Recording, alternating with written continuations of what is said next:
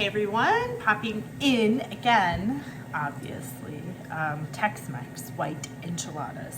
I went ahead and used chicken in this one, but I do promise you, I made this with turkey leftovers before and it is amazing. And it just shortcuts out that process of chicken. So if you have enchiladas and after eating Thanksgiving dinner and Thanksgiving leftovers and turkey sandwiches and all those things on repeat and you kind of are growing tired of it, this is a really, really good one to throw in the mix because it's completely different, but still obviously saves money and time by reusing something you've already got. Okay, wins. All right, so I've started a little bit of prep. I'm gonna show you what I'm doing, and then we're gonna go on to next steps. So here we go for the great tip down. Okay, this was on my stovetop here. Onions and jalapenos, and you use your best judgment for jalapenos. If your family does not like a lot of spice, peel out the seeds and the flesh, kind of the white part on the inside. This was one jalapeno, and then obviously on the flip side of it, if your family loves spice, keep it in there, add some more, whatever you want to do, okay? So this is the start of what's going to go inside of our tortillas. And so what I'm going to add now is green chilies.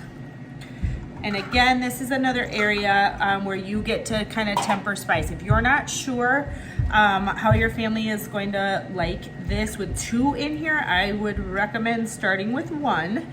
But again, if your family loves spice, add them all, okay? The next thing we're adding is this Tex-Mex seasoning. This is so, I love this one. It's such an easy one because it combines all the things that make Mexican food taste amazing. And then this is the chicken. Remember I did all that chicken in the multi-pot or pressure cooker. And so we're going to add that in here.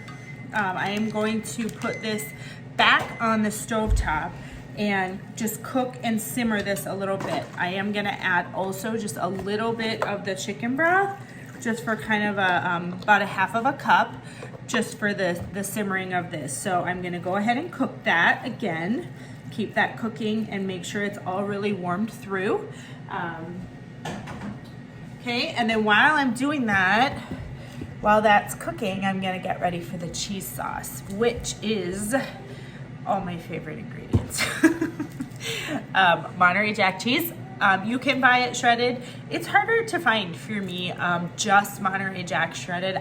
I don't know why. I often just buy it this way and then shred it with the Pampered Chef shredder is amazing. And if you don't need it all, it'll keep so much longer if you buy it in the block. And it's cheaper, but anyways, that's rabbit trail. So in the cheese sauce, the cheese sauce is just gonna get poured over, and once that chicken is finished, we'll come back and assemble.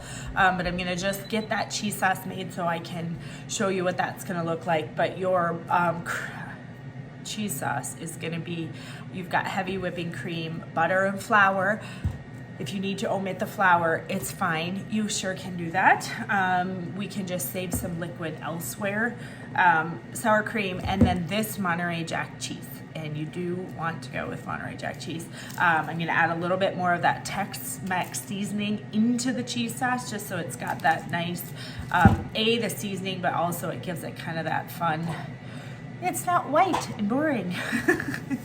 And then salt and pepper, that's more to taste. So I'm gonna shred cheese, get that going. It'll just kind of be bubbly, but you'll wanna watch it as you're cooking. And then we'll be back to get everything assembled. All right, friend, we are ready to finish assembly on these enchiladas. So here we go. I've got them started. And my corn tortillas went crazy. I chose to use corn. You could use flour, you could use bigger ones. These are smaller, but I am using this scoop only because it helps me to keep them about the same in terms of the filling. So it is just a simple fill and roll, and because I've let those other ones sit, they have broken. But that is gonna be okay. All right, so that one's going in there. Okay, so a couple options now. We've got this extra. You could put this in containers for lunch. You could freeze this. You could make another pan or a smaller pan. Lots of options with that. But what I'm gonna grab now is our cheese sauce.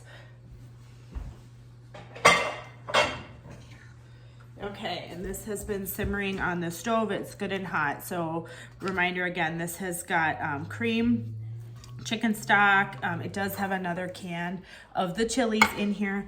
And the Tex-Mex is what the seasoning that you see in there. I add a little salt, little pepper, and then that is it. So this is really, really cheesy. It is thick.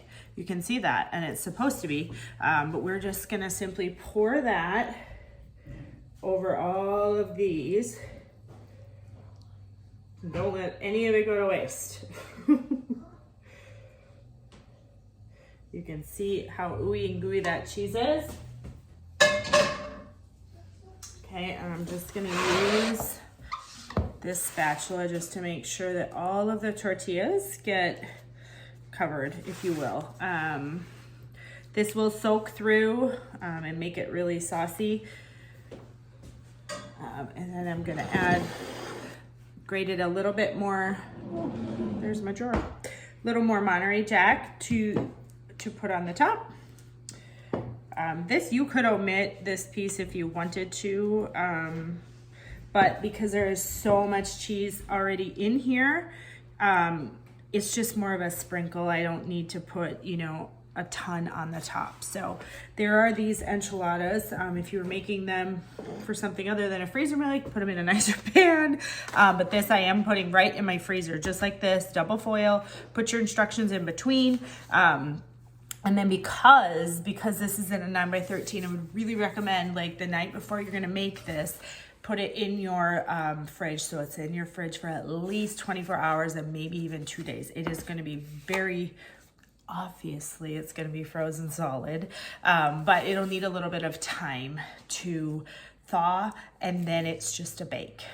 So a couple of options for sides on this. I love to do like a Spanish rice, and so here's a very just quick recipe. So follow a similar recipe to as if you were just making like a white rice, a jasmine rice. I usually sub chicken stock instead of water.